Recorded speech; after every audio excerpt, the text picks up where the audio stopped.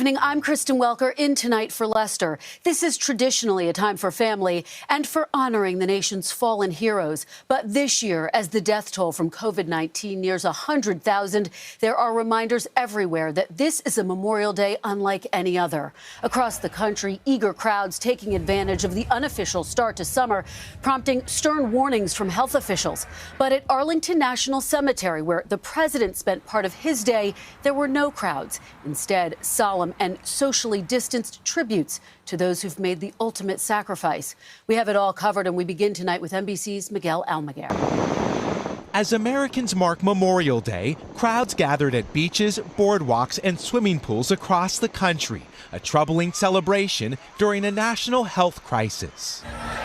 At lakes of the Ozarks in Missouri, little social distancing and few were wearing masks. This waterfront community now the center of outrage after a party during a pandemic. My buddy had said, I heard the place is packed, so let's go by and check it out. So we pull in there, walk through kind of a crowd, go upstairs and look over to the pool. Absolutely packed.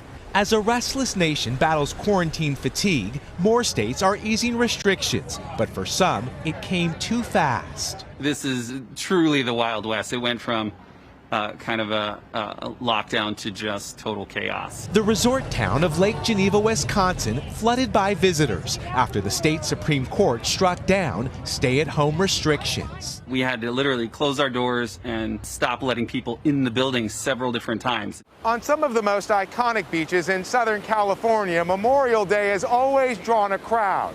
But this year, you must wear a mask, a rule hardly enforced and rarely being followed. There's also rebellion in Texas. In spite of the governor's order, this water park opened. Long lines, no spacing, no masks. With large groups openly defying local mandates, tonight in hard-hit New Jersey, protesters, many shoulder to shoulder without masks, believe the coronavirus lockdown is killing the economy. This is a sham of a hoax. It's got nothing to do with a virus or safety. It's got everything to do with control. But there are reasons for concern. At this Great Clips in Missouri, 2 hairstylists worked while sick.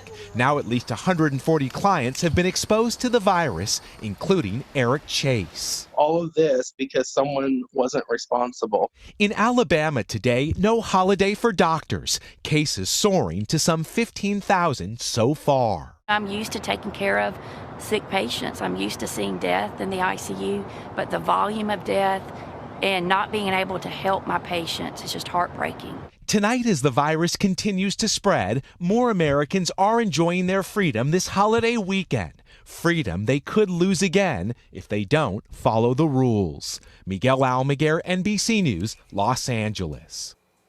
President Trump spent this Memorial Day honoring the sacrifices of America's servicemen and women, including those who've lost their lives to coronavirus. But the president is also facing some new criticism. Hans Nichols is at the White House. President Trump marking Memorial Day at Arlington National Cemetery with a presidential tradition on an untraditional day.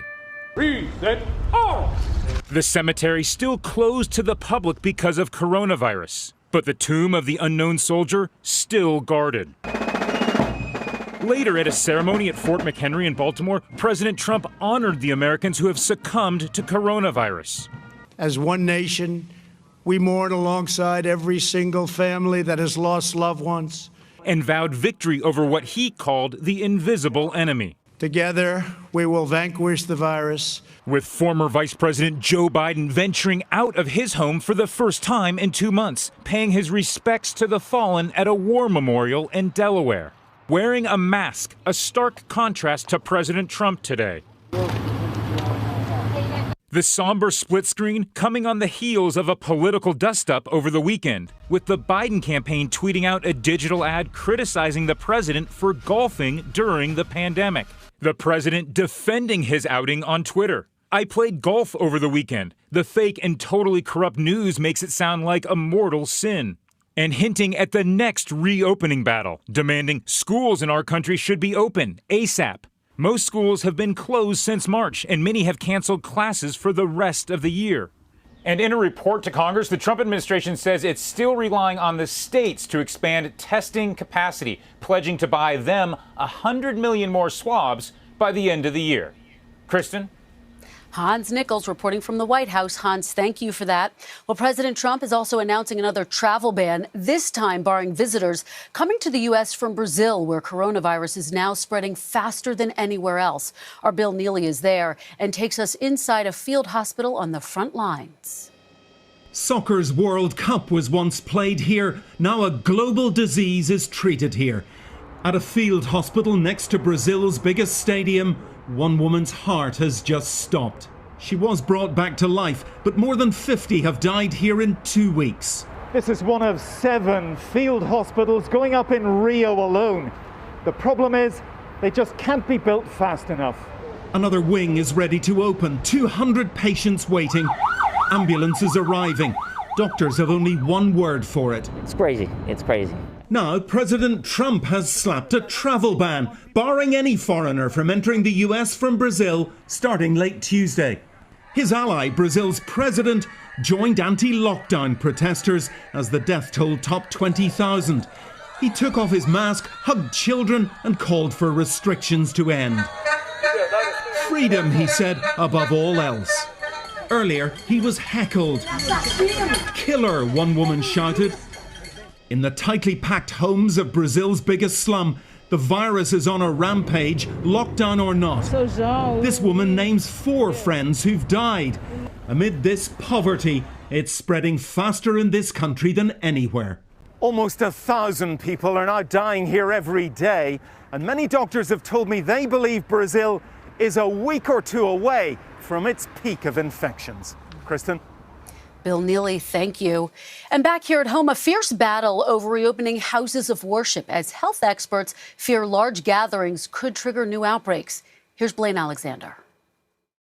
The separation between church and state is facing a new test as houses of worship nationwide fight to open their doors. In Minnesota, with malls starting to reopen, some pastors announced plans to do the same in direct defiance of the state's order. Now, Governor Tim Walz is changing course. We have a solid plan that, if followed, can keep people safe. It was a compromise. In Florida, Catholic Mass will be allowed to resume in Miami-Dade and Broward counties starting tomorrow. And the restrictions end today in Cleveland and Atlanta as churches prepare to celebrate Pentecost this Sunday. We have built a plan to slowly allow people to re-enter our parish buildings. And today, California Governor Gavin Newsom issued strict new guidelines for churches to reopen in the coming weeks. CDC guidelines recommend limiting shared materials like prayer books or rugs. And rather than passing a collection plate, worshipers are encouraged to use a stationary box or online giving.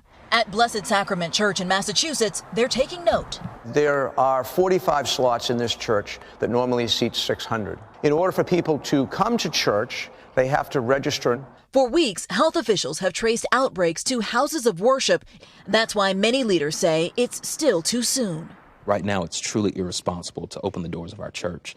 At Cascade United Methodist Church in Atlanta, Pastor Kevin Muriel says this sanctuary could sit empty for months to come.